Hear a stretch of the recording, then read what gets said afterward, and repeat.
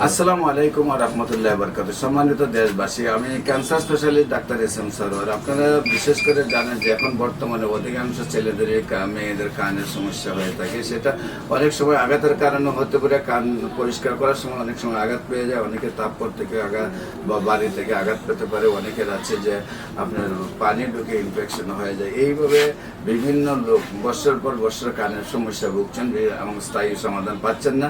যাদেরকে বলবো আমি যে আপনারা কানের চিকিৎসা করে বছর পর বছর ভুগছেন, স্থায়ী সমাধান পাচ্ছেন না, তাদেরকে আমরা গণস্বাস্থ্য হোমিওতে আহ্বান করবো। আপনারা স্থায়ীভাবে সমাধান পাবেন।